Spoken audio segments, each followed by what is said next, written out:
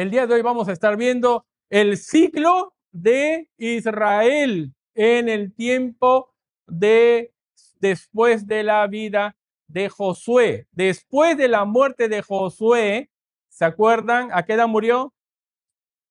110 años, y a la edad de 110 años le dijo al pueblo: ahora tienen que ustedes que decidir si van a servir al Señor, pero yo y mi casa serviremos a Jehová. Ustedes no sé qué van a qué decisión tomar, pero ellos dijeron: nosotros también serviremos a nuestro Señor. Tan igual como tú, Josué, lo has vivido, nosotros también lo haremos. Pero lamentablemente, después de la muerte de Josué, Israel cayó en un ciclo de pecado, juicio, confesión y restauración. Y después otra vez pecaron y tuvieron juicio y hubo confesión y restauración. Y después otra vez volvieron a pecar y continuaba el ciclo. Y si se dan cuenta en el detalle, es pecado, juicio y confesión. Hubiese sido bonito que exista arrepentimiento, pero es justamente lo que faltaba al pueblo. Por eso el ciclo seguía dando vueltas. Y eso es lo que vamos a tratar el día de hoy. Y quisiéramos con esto, en verdad, romper el ciclo. No queremos que sigan dando más este asunto. Queremos que se pare ya. Pero lamentablemente vivimos en un mundo donde la vida sigue dando vueltas. Y entonces nos parecemos tanto al pueblo de Israel. Oremos antes de continuar. Gracias a Dios por este lamentable y triste historia, Señor, que colocas frente a nosotros, pero para que sea como una enseñanza de que no debemos, no podemos permitir, oh Dios, ayúdanos a cortar con este ciclo. Ayúdanos, Señor, a que tu palabra sea viva y eficaz en nuestras vidas. Y terminemos, Señor, no solamente siendo oidores, sino, Señor, hacedores de lo que nos pides. Te lo pido en nombre de Cristo Jesús. Amén. Primer problema en este asunto es el pecado. El pecado.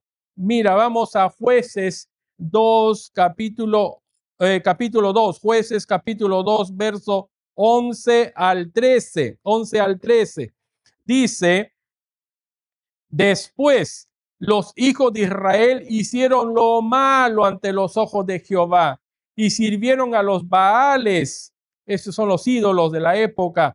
Dejaron a Jehová, el Dios de sus padres, que los había sacado de la tierra de Egipto, y se fueron tras los otros dioses, los dioses de los pueblos que estaban en su alrededor, a los cuales adoraron y provocaron a ira a Jehová, y dejaron a Jehová y adoraron a Baal y a Astarot. Esta es la realidad del pueblo de Israel. ¿Se acuerdan?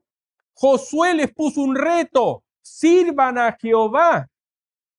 Y lo primero que ellos hacen es terminar sirviendo a los Baales, a Astarot, sirviendo a los dioses que adoran los demás y no adorando al Dios vivo y verdadero. Es triste, pero también tome el detalle, porque mira lo que dice el verso 12.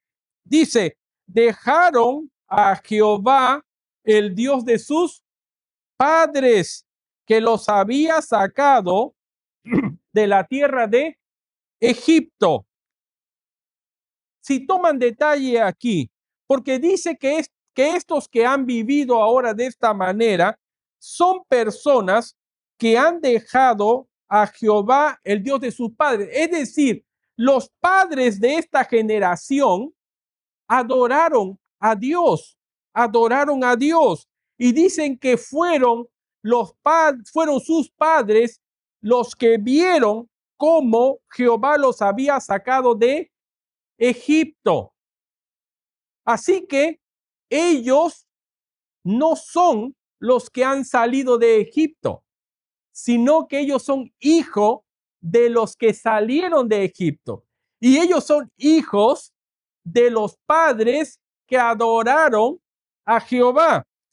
Entonces, no son los mismos. Y mira, para que te des cuenta, retrocedemos un poquito. Verso 8 al 10 dice así: pero murió Josué, hijo de Num, siervo de Jehová, siendo de 110 años, que es lo que dijimos, ¿no? Verso 9, y lo sepultaron en su heredad en Timnat-Sera, en el monte de Efraín, al norte del monte de Gaás, es decir, murió cuando él presentó el reto, el desafío al pueblo de adoren a Jehová. Verso 10, y toda aquella generación, es decir, todos los que habían vivido con Josué, fue reunida a sus padres, y se levantó después de ellos otra generación. ¿Quiénes son ellos?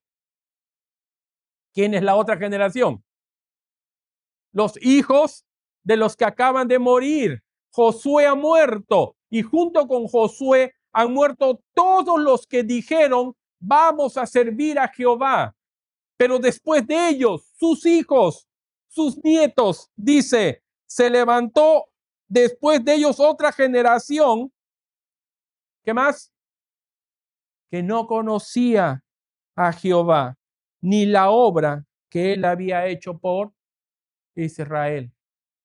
Por eso vemos que esta nueva generación que no se comprometió con Dios, ahora terminan adorando a Baal, el dios de los cananeos, el ídolo que adoran los que viven en esos lugares. Verso 12. Así que lo que nos damos cuenta entonces es que lamentablemente la antigua generación, la generación que dijo, Señor, te vamos a adorar, nunca nos vamos a apartar de ti. Señor, que nos caiga castigo del cielo si es que te abandonamos. Esa generación vivió bien, pero no pudo transmitir su cristianismo, no pudo transmitir el evangelio, no pudo transmitir el conocimiento de Dios. ¿A quiénes? A sus hijos. Por eso estamos en esta situación. Por eso la nueva generación, dice la Biblia, no conocen a Dios ni lo que había hecho Dios por ellos. Y eso es el reto ahora a nuestras vidas. Verso 12, otra vez. Dejaron a Jehová, el Dios de sus padres, que los había sacado de la tierra de Egipto, y se fueron tras otros dioses, porque de ellos sí escucharon bien, porque de ellos sí comenzaron a enterarse los dioses de los pueblos que estaban en su alrededor, a los cuales adoraron. ¿Y sabes qué dice la Biblia? Cuando comienza nuestros hijos a adorar a quien no es Dios, dice la Biblia, ¿qué dice? Provocan a ira a Dios, a Jehová. Es triste, pero así es de grave. No pensemos es poca cosa. Dios es bueno, no le afecta. Dios es todo amor. Cuando la generación actual busca adorar a cualquier otra cosa que no sea Dios, Dios se llena de ira, no le gusta, no está contento. Y eso es culpa nuestra, porque no hemos sabido transmitir a nuestro Dios a la siguiente generación. Verso 13, y dejaron a Jehová y terminaron adorando a Baal y a Astarot. ¿Quién es Baal? Baal es el dios de la época donde están ellos, y se le conocía como el dios de la lluvia, el dios de la fertilidad. Así que ellos eran personas que vivían del sembrío, sembraban una cosa y de eso sacaban, cosechaban y comían. Necesitaban la lluvia, y en vez de adorar al Creador, en vez de adorar a Jehová Jireh, el que provee. En vez de adorar al Dios vivo y verdadero, terminan adorando al Dios de la lluvia, como si tuviera poder, como si de él dependiera. Así de triste, así de cegado es la nueva generación. Si nosotros no enseñamos a la siguiente generación acerca del Dios vivo y verdadero, van a terminar en cualquier otra cosa. Van a terminar adorando cualquier otra cosa. Van a terminar entregando su confianza, su fe en cualquier otra cosa que no sea Dios. Y eso es lo que pasó en esta oportunidad. Terminan adorando a Astarot. Astarot, la diosa del amor, del sexo y de la guerra. Ahí están, adorando a otro Dios para que ella le dé fertilidad en el hogar, para que les dé victoria. Dios, Josué les había dicho, si ustedes han conquistado, no han sido con su espada, dijo. ¿Se acuerdan del mensaje anterior? No han sido con su espada, ha sido por el poder de Dios. Y esta generación quiere tener victoria por medio de una diosa. Quieren tener hijos, quieren ser fértiles por medio de una diosa. Qué triste. Pero si no enseñamos quién es nuestro Dios a la siguiente generación, van a terminar entregándose a cualquier otra cosa. Y eso es lo que pasa aquí. Lamentablemente, la siguiente generación se olvidó, no supo, desconocía, no sé, pero lamentablemente terminaron sirviendo a otros dioses.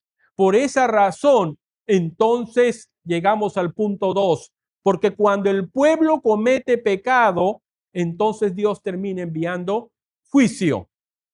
No quisiéramos que sea así. Lamentamos, pero es la manera como Dios obra. Así que punto número 2, Dios envía juicio a Israel por la manera como está haciendo su vida. Punto número 2, entonces, juicio para Israel. Jueces capítulo 2, verso 14 en adelante. Y se encendió contra Israel el furor de Jehová, el cual los entregó en manos de robadores que los despojaron y los vendió en manos de sus enemigos de alrededor y no pudieron hacer frente a sus enemigos. Por donde quiera que salían, la mano de Jehová estaba contra ellos para mal, como Jehová había dicho y como Jehová se lo había jurado, y tuvieron gran aflicción. Así es. No es que Dios te odia, no es que Dios ya no te ama, es que justamente porque te ama, es justamente porque quiere traerte otra vez a sus pies, es que te envía estas cosas para que reflexiones, para que te des cuenta la desgracia que estás. Dios había dicho, la tierra prometida es de ustedes, ustedes van a poseerlo, nadie te podrá decir que no, pero ahora ustedes, porque se han apartado de mí, van a sufrir y la gente va a hacerles guerra y no van a poder ganar. Van a estar de pérdida en pérdida, de fracaso en fracaso. No porque te odio, es porque tú has escogido ese camino y yo te voy a dejar para que vuelvas a colocar tu mirada en mí. Mi querido hermano, a veces en la vida vivimos de aflicción en aflicción y tenemos que comenzar a pensar, ¿algo está mal en mi vida? ¿Será que no estoy mirando otra vez a Dios? ¿Será que he puesto otra vez mi esfuerzo en las cosas materiales? ¿Será que he quitado mi mirada de Dios y he puesto mi mirada en algún ídolo que he formado? Hemos estado hablando las semanas anteriores que no necesariamente hay un ídolo en nuestras casas, no necesariamente hay una imagen, pero nosotros mismos hemos creado una serie de ídolos que lamentablemente no permiten servir a nuestro Señor. Es triste, yo sé que hay algunos que por causa de salud no pueden venir, pero también es cierto que hay otros que por una serie de ídolos no pueden estar presentes hoy en la mañana. Y ya hemos hablado de algunos, quizá por sueño, por cansancio, por trabajo, por desidia, no sé qué ídolo está dominando que no permite que puedas congregarte. No sé qué ídolo está dominando la vida que no permite que uno tenga comunión con Dios. Y Dios te va a dejar que pases de fracaso en fracaso para que vuelvas otra vez a colocar tu mirada en el Señor. Todo eso para que la gente pueda nuevamente darse cuenta de quién es Dios. El problema nuevamente con nosotros es que no estamos enseñando todo esto a la siguiente generación. Mira lo que dice Deuteronomio 6:7. Deuteronomio 6:7, que dice, ¿se acuerdan? Y las repetirás a tus hijos y hablarás de ella estando en tu casa y andando por el camino y al acostarte y cuando te levantes. ¿Cuándo sucede esto en el día? ¿En qué momento en el día debe suceder esto? En todo momento, ¿no? Dice, debemos hablar acerca de nuestro Señor en todo momento, cuando estemos en la casa o cuando estemos afuera. Ya estemos en casa o ya estemos afuera, siempre debemos hablar acerca de Dios a nuestros hijos, ¿no? Bienvenidos, bienvenidos. Pasen, pasen, tomen asiento. Qué gozo verles a cada uno de ustedes. Hemos estado orando justamente por ustedes y gracias. Estamos agradecidos con esto, Señor, que está obrando.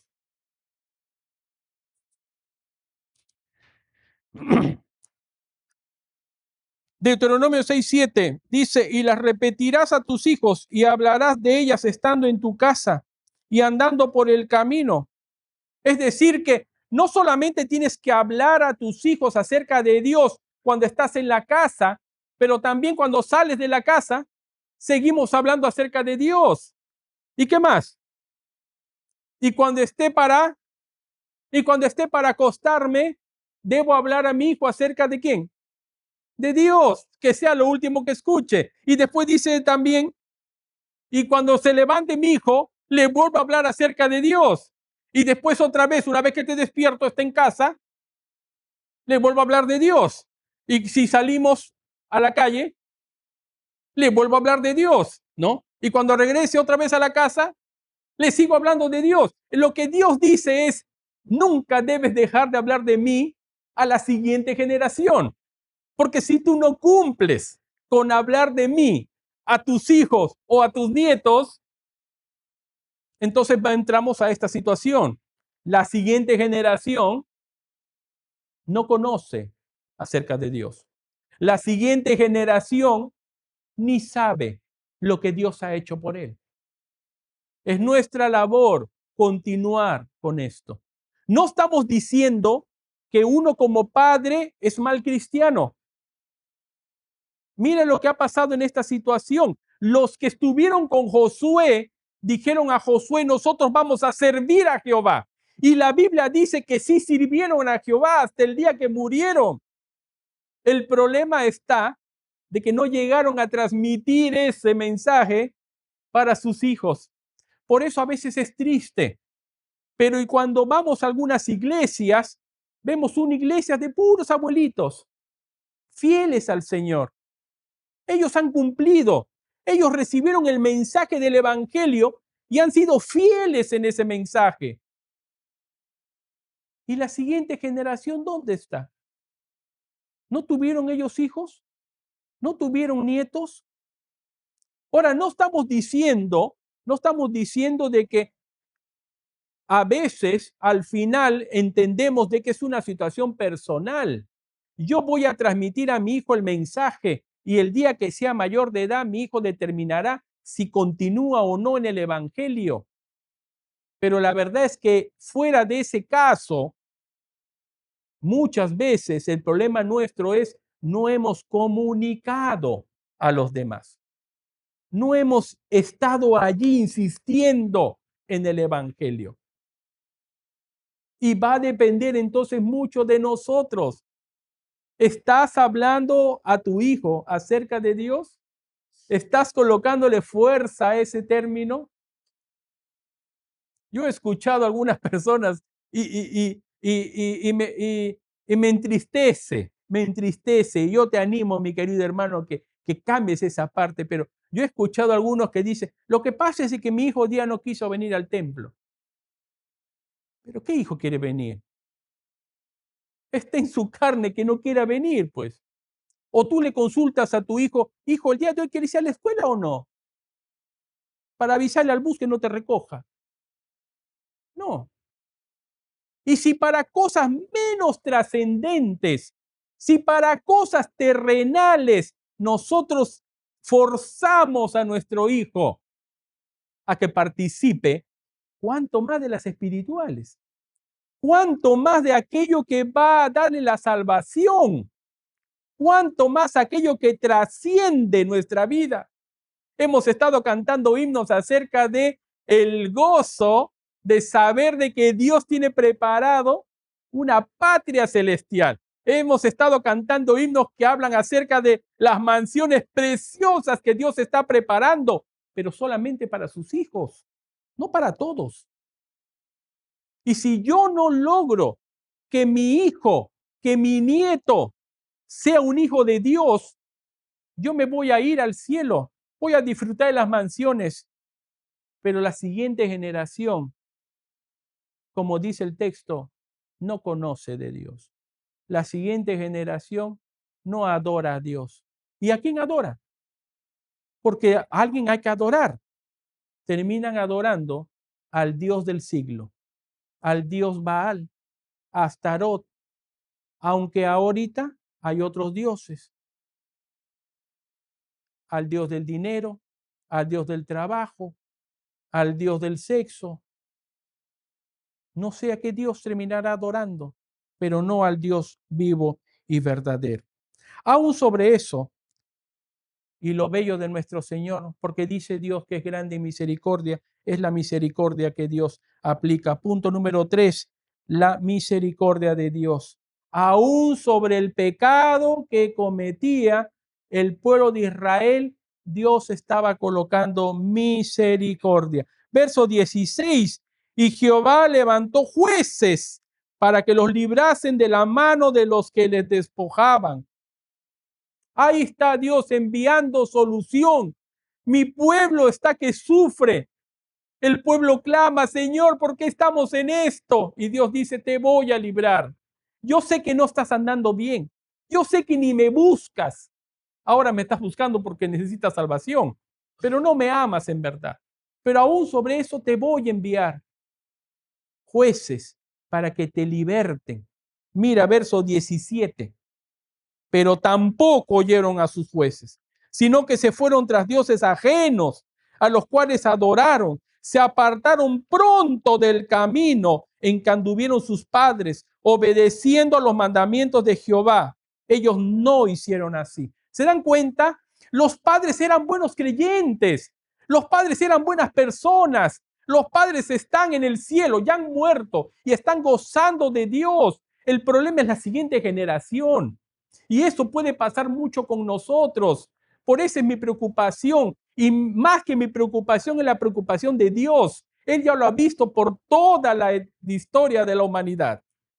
Buenos padres entregados a Dios, pero no pueden transmitir ese mensaje en la siguiente generación. Y eso es lo que Dios está pidiendo ahora. Transmitan el mensaje. Yo sé que ustedes son buenas personas. Yo sé que ustedes están buscando diariamente al Señor. Vienen al templo, participan de la comunión unos con otros. Pero Dios se está preocupando un paso más allá y nos está llamando la atención. ¿Ya estás hablando a tu hijo? ¿Estás preparándole en ese camino? ¿Le estás animando a venir al templo? ¿Es parte de ti todo esto? ¿Le amas? Yo quería, no traje un himno en esta oportunidad, pero quizá le sientes mal, lo trajo. Pero hay un himno muy bonito que dice: si sientes compasión por tus amigos, entonces háblales de tu Señor, ¿no? Háblales de Cristo. Cuenta a tus amigos lo que el Salvador hizo por ti. Pero empieza diciendo: si sientes compasión. Qué triste, eso afecta directamente a nuestras vidas. Eso significa que si yo no tengo compasión por mi hijo, si yo no le amo, no le voy a hablar de Cristo. No le voy a hablar de Cristo. Yo solito me voy a salvar. Voy a ser egoísta con el Evangelio. Pero Dios dice: transmite esta siguiente generación. Comparte del Evangelio a ellos. Verso 18, y cuando Jehová les levantaba jueces, Jehová estaba con el juez y los libraba de la mano de los enemigos todo el tiempo de aquel juez, porque Jehová era movido a misericordia por sus gemidos a causa de los que los oprimían y afligían. Dios les dio. Al final, ustedes quieren vivir con esos dioses, vivan y sufrirán las consecuencias. Pero cuando la gente estaba llorando y lamentándose, Dios dice, se movía a misericordia. Cuando hablamos de misericordia, hablamos de no se lo merecen. Esa gente no está buscando a Dios. Esa gente está sufriendo la consecuencia de sus pecados. Está sufriendo la consecuencia de no vivir conforme al mensaje de Dios. Pero aún sobre eso Dios dice, me muevo a misericordia. Quiero salvarles. Es al final pueblo que yo quiero. Por eso Él, movido a misericordia, va a causa de sus gemidos. Verso 19, mas acontecía que al morir el juez, ellos volvían otra vez atrás, se olvidaban de Dios, no querían saber nada de Él y se corrompían más que a sus padres, siguiendo a dioses ajenos para servirles e inclinándose delante de ellos, y no se apartaban de sus obras ni de su obstinado camino. Qué triste. Ahí está Dios a misericordia, le dice, porque veo que están ustedes viviendo en fracaso, yo les voy a salvar. Y después de salvarse, se volvían otra vez a sus dioses. Y hacían, dice, peor cada día. Qué triste. Ese es el camino que espera lamentablemente. Quizá no a nosotros, quizá tú digas, pastora, jamás voy a llegar a ese punto yo. Y creo que eso es verdad, pero lamentablemente estamos hablando de la siguiente generación. Estamos hablando de nuestros hijos y nietos. ¿Qué va a pasar con ellos? ¿Dónde van a terminar? Y eso es lo que debemos estar preocupados. Punto número 4. La respuesta de Dios y el propósito de la prueba. ¿Por qué Dios hace todo esto? ¿Por qué Dios permite? Verso 20. Y la ira de Jehová se encendió contra Israel y dijo, por cuanto este pueblo traspasa mi pacto que ordené a sus padres y no obedece a mi voz. ¿Se acuerdan que en el mensaje anterior el compromiso de parte del pueblo fue: vamos a obedecer, vamos a obedecer? Y si no obedecemos, Señor, sácanos de esta tierra, elimínanos, castíganos, dijeron sus padres. Señor, vamos a obedecerte, porque si no obedecemos, seríamos rebeldes contra ti.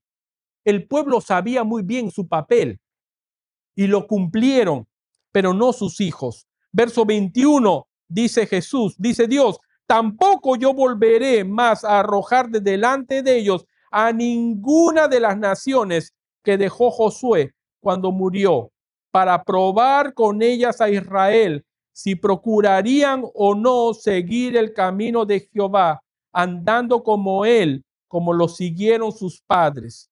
Por esto dejó Jehová a aquellas naciones sin arrojarlas de una vez y no las entregó en manos de Josué. ¿Ven la razón por qué existe el problema en las vidas? ¿Ven la razón por qué, a pesar de que el pueblo de Israel se fue a vivir a la tierra prometida, a la tierra que fluye leche y miel, a la tierra donde el pueblo de Dios tendría el descanso, ven por qué todavía allí hay problemas? Dice el verso 22, para probar con ellas a Israel si procurarían o no seguir el camino de Jehová. Esa es la razón por la que tenemos pruebas acá. Andando en él como lo hicieron sus padres. ¿Por qué Dios no saca de una vez todo el mal de este mundo? ¿Por qué Dios de una vez no erradica todo lo que está en contra de nosotros? ¿Por qué Dios no nos hace la vida más fácil? Y Dios dice, el mal está presente y habrá problemas en la vida diaria. Y habrán dificultades y habrá fracasos en tu vida. ¿Para qué? ¿Para qué? Verso 22. Para probar con ellas, en este caso Israel, pero a nosotros, si procurarían o no seguir el camino de Jehová. Así que los problemas están en la vida para que Dios te pruebe a ti, me pruebe a mí, nos pruebe a todos, si al final vamos a seguir, ¿qué cosa? El camino de Jehová. Para eso están las pruebas. Uno dice, pero ¿por qué las dificultades? ¿Por qué, Señor, yo estoy haciendo todo bien y ahora tengo este mal en mi vida? ¿Por qué ahora me ha venido esta enfermedad? ¿Por qué ahora esta aflicción? ¿Por qué ahora, Señor, tu siervo? ¿Por qué, Señor, ahora yo soy un esclavo tuyo y mira cómo me pagas? ¿Por qué vemos a pastores que mueren de cáncer? ¿Por qué vemos a buenos hombres de Dios, mujeres de Dios? ¿Por qué vemos a tantos buenos hermanos sufriendo con alguna enfermedad? O quizá en una desgracia económica. O quizá sufren un robo de algo. ¿Por qué, Señor, les pasa eso? ¿Y qué dice Dios? Para probar si es que ustedes en verdad siguen mis caminos, dice Dios. Para eso está. Y quizá nosotros, como dice acá la palabra, porque sus padres ya pasaron el examen. Ellos sí pasaron la prueba. Y muchos de ustedes son así. A mí me alegra ver a muchos hermanos ancianos que ya están aquí siguiendo el evangelio. Son fieles. En verdad Dios diría, ustedes han pasado el examen. Han pasado el examen. Miren la edad que tienen. Miren la fidelidad al Señor. Pero sus hijos tendrán pruebas para verificar si es que ellos seguirán el camino de Dios como lo siguieron ustedes. Eso es. Así que Dios no saca todavía la aflicción para seguir probando si en verdad amamos a Dios. Quisiéramos que en verdad todo salga. Quisiéramos en verdad que la aflicción desaparezca, pero Dios todavía lo seguirá permitiendo para que nuestros hijos al final prueben ante Dios si en verdad le aman de verdad. Para terminar, hasta ahora hemos visto cuál es el problema y aparentemente hemos visto dónde empezó todo. Pero mira, te voy a mostrar dónde empieza todo. Jueces capítulo 1, verso del 1 al 4. Y ese es algo que debemos comenzar a guardar y corregir. Los que somos padres jóvenes tenemos que comenzar a modificar quizá un poco nuestra manera de vivir. Y los que ya hemos pasado, ahora quizá tenemos que comenzar a enseñar a la siguiente generación. Hijo, ten cuidado de esto. Mira, Jueces capítulo 1, del 1 al 4, o mejor dicho en adelante. Aconteció después de la muerte de Josué que los hijos de Israel consultaron a Jehová, diciendo, ¿quién de nosotros subirá primero a pelear contra los cananeos? Verso 2. Y Jehová respondió, Judá subirá. He aquí yo he entregado la tierra en sus manos. Verso 3. Verso 3. Y Judá dijo a Simeón su hermano, sube conmigo al territorio que se me ha adjudicado y peleemos contra el cananeo, y yo también iré contigo al tuyo. Y Simeón fue con él. Verso 4. Y subió Judá, y Jehová entregó en sus manos al cananeo y al fereceo, e hirieron de ellos en Besec a 10,000 hombres. Entonces, Judá y Simeón no son dos personas, son dos pueblos de Israel, dos tribus de Israel. Y dice el verso que cuando Josué murió, se acercaron ellos y le dijeron, Dios, ¿cómo quieres que vayamos a conquistar? Y Dios dijo, yo voy a decir quién va primero, y vayan y conquisten en mi nombre. Dios dice, tú puedes tener victoria si es que vas en mis fuerzas. Pero mira el problema, verso 19, nos saltamos. Verso 19, y Jehová estaba con Judá, se fue a pelear junto con Simeón, se fueron a conquistar. Dios le dijo a Judá, anda y pelea porque yo te voy a dar la victoria. Verso 19, y Jehová estaba con Judá, quien arrojó a lo de las montañas, mas no pudo arrojar a los que habitaban en los llanos, los cuales tenían carros errados. Pero se fue con Jehová. Pero Jehová le había dicho que iba a tener victoria. Pero cuando se fue a pelear no pudo con todos. Ganó bastante terreno, pero algunas partes no pudo, porque tenían carros de hierro y ellos no tenían hierro. Ellos eran inferiores, solamente madera, así que perdían. Verso 20. Y dieron a Hebrón a Caleb, como Moisés había dicho, y él arrojó de allí a los 3 hijos de Anac. Verso 21. Mas al jebuseo que habitaba en Jerusalén, no lo arrojaron los hijos de Benjamín. Y el jebuseo habitó con los hijos de Benjamín en Jerusalén hasta hoy. Así que se fueron a pelear y tampoco pudieron votar a todos. Dios había dicho, toda la tierra es de ustedes. Maten todo lo que hay. Traigan juicio de parte mía. Pero vemos que el pueblo no ha podido.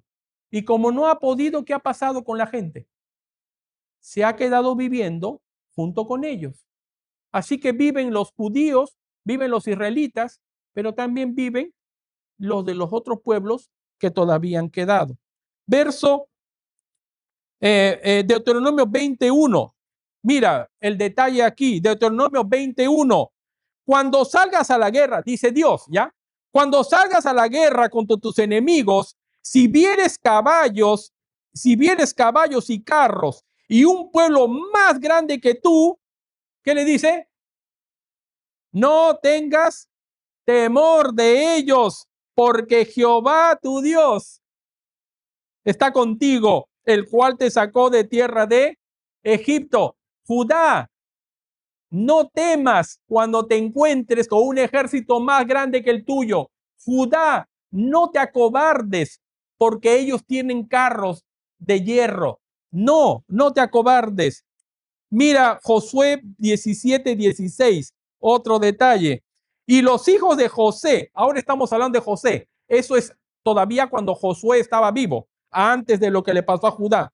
Y los hijos de José dijeron, no nos bastará a nosotros este monte. Y todos los cananeos que habitan la tierra, la llanura, tienen carros cerrados.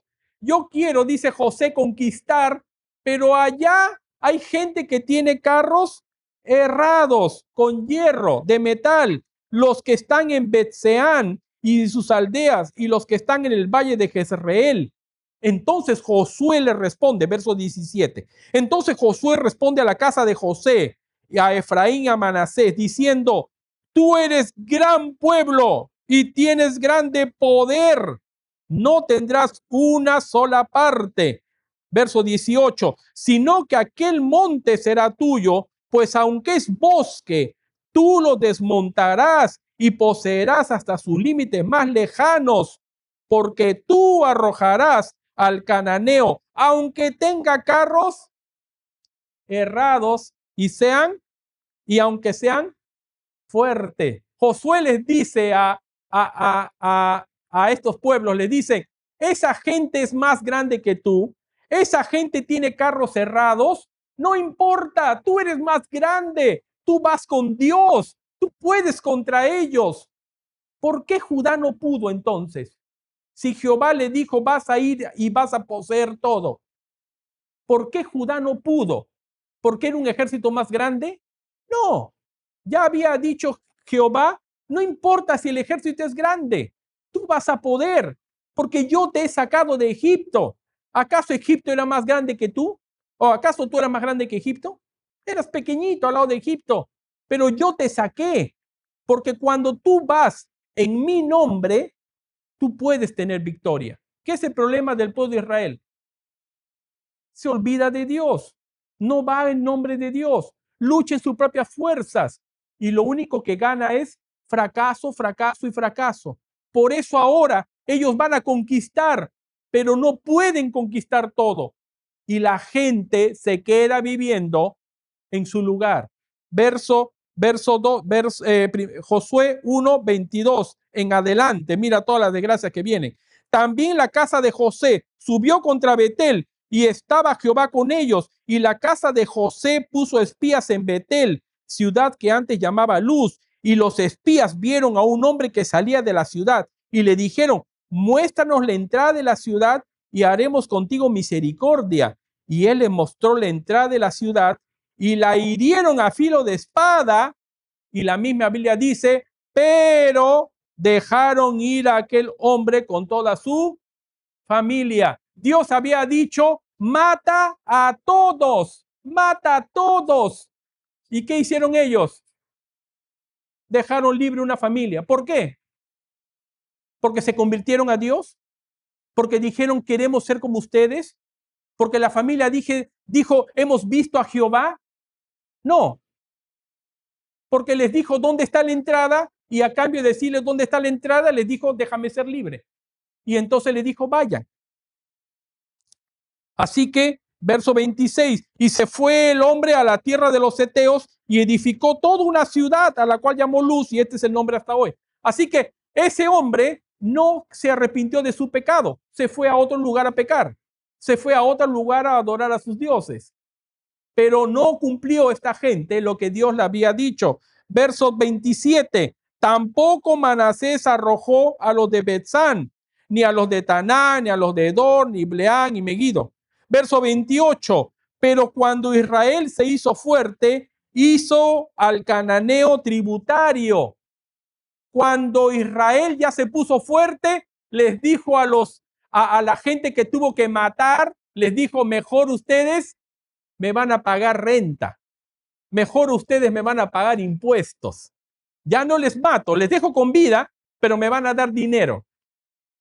Dios que había dicho, mátalos a todos. Es gente que no adora a Dios.